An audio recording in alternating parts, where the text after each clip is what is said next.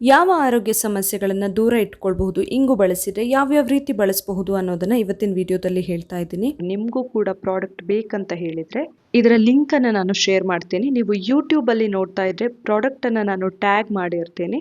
ಇನ್ನು ಫೇಸ್ಬುಕ್ ಅಲ್ಲಾದ್ರೆ ನೀವು first comment ಅನ್ನ ನೋಡಬಹುದು. ಹಾಗೇನೆ ಇನ್ಸ್ಟಾಗ್ರಾಮ್ ಅಲ್ಲಿ ನೋಡ್ತಾ ಇದ್ರೆ ನೀವು ಪ್ಲೀಸ್ ಲಿಂಕ್ ಅಂತ ಕಮೆಂಟ್ ಮಾಡಿ, ನಾನು ಶೇರ್ ಮಾಡ್ತೀನಿ. ನಾರ್ಮಲ್ ಆಗಿ ನಮ್ಮ ಜೀರ್ಣಕ್ಕೆ ತುಂಬಾನೇ ಒಳ್ಳೆಯದು ಈ ಇಂಗು. ಹೊಟ್ಟೆ ನೋವು ಇರಲಿ, ಕಾನ್ಸ್ಟಿಪೇಷನ್ ಅಂದರೆ ಮಲಬದ್ಧತೆ ಸಮಸ್ಯೆ ಇರಲಿ, ಅಥವಾ ಗ್ಯಾಸ್ಟ್ರಿಕ್, ಆಸಿಡಿಟಿ, ಎದೆ ಉರಿ, ಯಾವುದೇ ಪ್ರಾಬ್ಲಮ್ಸ್ ಇರಲಿ ಜೀರ್ಣಕ್ಕೆ ಸಂಬಂಧಪಟ್ಟಿದ್ದು ಎಲ್ಲದಕ್ಕೂ ಕೂಡ ಒಂದು ಬೆಸ್ಟ್ ಮನೆಮದ್ದಿದು. ಮಜ್ಜಿಗೆಗೆ ಸ್ವಲ್ಪ ಉಪ್ಪು ಮತ್ತು ಇಂಗು ಹಾಕ್ಕೊಂಡು ಕೂಡ ಕುಡಿಬಹುದು, ಇಲ್ಲ ಆದರೆ ಬರೀ ಬೆಚ್ಚಗಿನ ನೀರಿಗೆ ಕೂಡ ಇಂಗು ಹಾಕ್ಕೊಂಡು ಕುಡಿಬಹುದು. ಇನ್ನೊಂದು ಅಂತ ಹೇಳಿದರೆ ಅಧಿಕ ರಕ್ತದೊತ್ತಡ ಸಮಸ್ಯೆ ಯಾರಿಗೆ ಇರುತ್ತೆ ಅಂದರೆ ಹೈ BP ಸಮಸ್ಯೆ ಇರುತ್ತೆ, ಅಂಥವರಿಗೆ ಬ್ಲಡ್ ಪ್ರೆಷರ್ನ ರೆಗ್ಯುಲೇಟ್ ಮಾಡ್ಕೊಳ್ಳೋದಕ್ಕೆ ತುಂಬಾ ಹೆಲ್ಪ್ ಆಗುತ್ತೆ. ಹಾಗೇನೆ ಇದು ಬ್ಲಡ್ ಅನ್ನ ತೆಳ್ಳಗೆ ಮಾಡುತ್ತೆ. ಇದರಿಂದಾಗಿ ಬ್ಲಡ್ ಸರ್ಕ್ಯುಲೇಷನ್ ಸರಾಗವಾಗಿ ಆಗುತ್ತೆ ನಮ್ಮ ದೇಹದಲ್ಲಿ. ಬ್ಲಡ್ ಕ್ಲಾಟ್ಸ್ ಎಲ್ಲ ಅಷ್ಟೊಂದು ಆಗೋದಿಲ್ಲ. ನಾವು ಇದನ್ನ ನಾರ್ಮಲ್ ಆಗಿ ಯಾವುದಾದ್ರೂ ಅಡಿಗೆಯಲ್ಲೆಲ್ಲ ಪ್ರತಿದಿನ ಬಳಸಬಹುದು.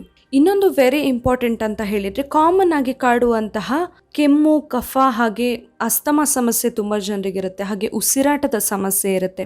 ಸೊ ಇಂಥ ಯಾವುದೇ ಸಮಸ್ಯೆ ಇದ್ರೂ ಕೂಡ ಈ ಇಂಗನ್ನ ನಾವು ಮನೆಮದ್ದಾಗಿ ಯೂಸ್ ಮಾಡಬಹುದು.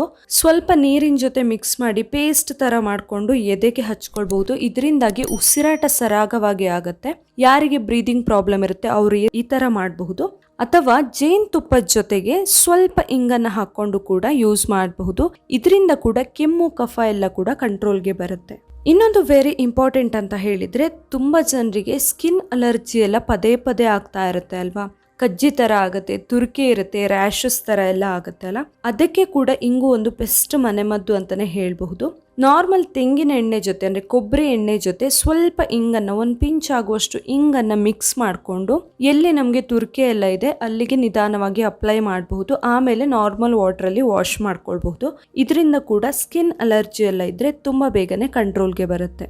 ಇನ್ನೊಂದು ನಾರ್ಮಲ್ ಆಗಿ ತುಂಬಾ ಜನ ಹೆಣ್ಣು ಮಕ್ಕಳಿಗೆ ಈ ಸಮಸ್ಯೆ ಇರುತ್ತೆ. ಮುಟ್ಟಿನ ಸಮಯದಲ್ಲಿ ತುಂಬಾ ನೋವು ಇರೋದು, ಹೊಟ್ಟೆ ಬೆನ್ನು ಎಲ್ಲ ತುಂಬಾ ನೋವಿರುತ್ತೆ. ಪೀರಿಯಡ್ಸ್ ಟೈಮಲ್ಲಿ ತಡ್ಕೊಳಕ್ಕಾಗದೆ ಇರುವಷ್ಟು ನೋವಿರುತ್ತೆ ಅಲ್ಲ.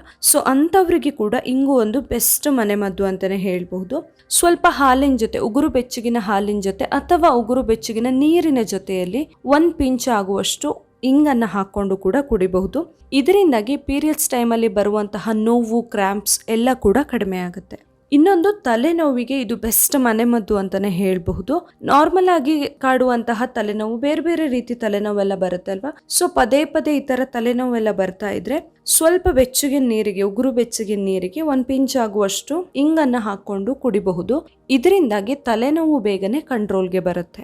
ನೋಡಿದ್ರಲ್ಲ, ಒಂದು ಅಡಿಗೆಗೆ ನಾವು ರುಚಿಗೆ ಬಳಸುವಂತಹ ಇಂಗು ನಮ್ಮ ಆರೋಗ್ಯಕ್ಕೆ ಎಷ್ಟೊಂದು ಒಳ್ಳೆಯದು ಅಂತ ಹೇಳಿ. ಈ ವಿಡಿಯೋದಲ್ಲಿನ ಮಾಹಿತಿ ಇಷ್ಟ ಆಗಿದ್ರೆ ಪ್ಲೀಸ್ ಮನೆಮದ್ದು ಚಾನಲ್ನ ಸಬ್ಸ್ಕ್ರೈಬ್ ಮಾಡಿ, ಹಾಗೆ ಈ ವಿಡಿಯೋನ ಲೈಕ್ ಮಾಡಿ, ಹಾಗೆ ಶೇರ್ ಮಾಡಿ. Thank you.